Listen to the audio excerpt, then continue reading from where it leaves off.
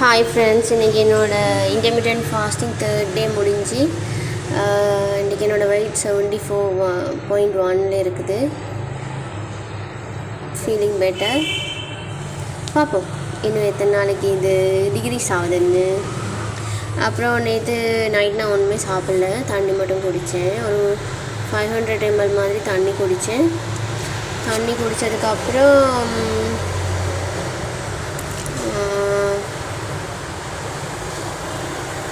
காலையில் மார்னிங் எழும்பி திரும்பவும் தண்ணி குடித்தேன். நார்மல் வாட்டர் தான் குடிச்சிட்டு அதுக்கப்புறம் மார்னிங் பிரேக்ஃபாஸ்ட்